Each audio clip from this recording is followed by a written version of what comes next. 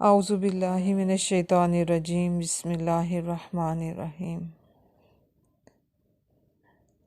رمضان کی آمد ہے، اس حوالے سے آج کچھ احادیث دیکھیں گے۔ سب سے پہلے ایک حدیث حضرت عبداللہ بن عمر رضی اللہ تعالیٰ عنہ سے روایت ہے کہ رسول صلی اللہ علیہ وسلم نے فرمایا، روزہ اور قرآن قیامت کے دن بندے کے لیے سفارش کریں گے۔ روزہ کہے گا، اے میرے رب، میں نے اس بندے کو کھانے پینے اور اپنی خواہشات سے روکے رکھا، لہٰذا اس کے بارے میں میری سفارش قبول فرما۔ قرآن کہے گا، اے میرے رب، میں نے اس بندے کو رات سونے سے روکے رکھا، لہٰذا اس کے بارے میں میری سفارش قبول فرما۔ چنانچہ دونوں کی سفارش قبول کی جائے گی۔ اسے احمد اور طبرانی نے روایت کیا ہے۔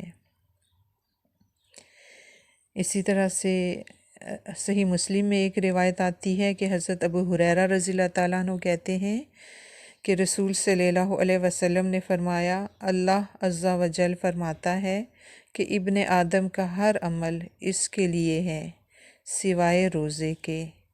روزہ میرے لیے ہے اور میں ہی اس کی جزا دوں گا، اور روزہ ڈھال ہے، لہٰذا جس روز تم میں سے کسی کا روزہ ہو اس روز فحش گوئی نہ کرے اور بیہودہ کلامی نہ کرے، اور اگر کوئی دوسرا اس سے گالی گلوچ کرے یا لڑائی کرے تو روزہ دار کو چاہیے کہ وہ کہے، میں روزہ دار ہوں۔ اس ذات کی قسم جس کے ہاتھ میں محمد صلی اللہ علیہ وسلم کی جان ہے، روزہ دار کے منہ کی خوشبو قیامت کے دن اللہ تعالیٰ کو مشک کی خوشبو سے بھی زیادہ پسند ہوگی۔ روزہ دار کے لیے دو خوشیاں ہیں جن سے وہ فرحت حاصل کرے گا۔ نمبر 1، جب وہ روزہ افطار کرتا ہے تو خوش ہوتا ہے، اور نمبر 2، جب وہ اپنے رب سے ملے گا اور روزے کے بدلے میں اپنے رب سے انعام پائے گا تو خوش ہوگا۔ اسے صحیح بخاری اور صحیح مسلم نے روایت کیا ہے۔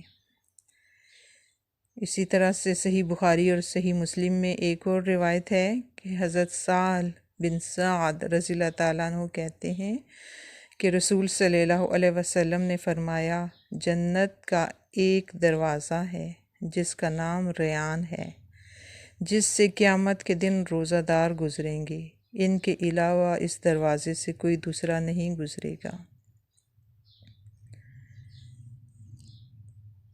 حضرت ابو ہریرہ سے روایت ہے کہ رسول صلی اللہ علیہ وسلم نے فرمایا، رمضان کی پہلی رات ہی شیاطین اور سرکش جن باندھ دیے جاتے ہیں، جہنم کے سارے دروازے بند کر دیے جاتے ہیں، ان میں سے کوئی ایک دروازہ بھی کھلا نہیں رہنے دیا جاتا، اور جنت کے سارے دروازے کھول دیے جاتے ہیں، ان میں سے کوئی ایک دروازہ بھی بند نہیں رہنے دیا جاتا، اور ایک منادی کرنے والا فرشتہ اعلان کرتا ہے، اے بھلائی کے چاہنے والے آگے بڑھ، اے شر کے چاہنے والے رک جا۔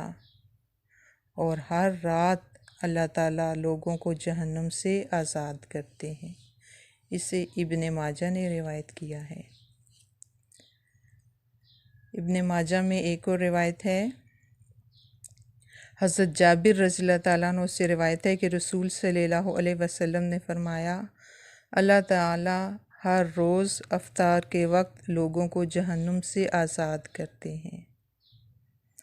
اور ایک آخری حدیث کے ساتھ گفتگو کا سلسلہ ختم ہوگا کہ حضرت عمر بن مرہ جہنی رضی اللہ تعالیٰ عنہ سے روایت ہے کہ ایک آدمی نبی اکرم صلی اللہ علیہ وسلم کی خدمت میں حاضر ہوا اور عرض کی، یا رسول اللہ صلی اللہ علیہ وسلم، اگر میں گواہی دوں اللہ کے سوا کوئی الہ نہیں، آپ اللہ کے رسول ہیں، 5 نمازیں پڑھوں، زکوٰۃ ادا کروں اور رمضان میں صیام اور قیام کروں تو میرا شمار کن لوگوں میں ہوگا؟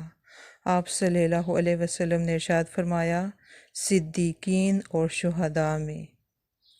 اسے بزاز اور ابن خزیمہ نے روایت کیا ہے اور صحیح درجے کی حدیث ہے۔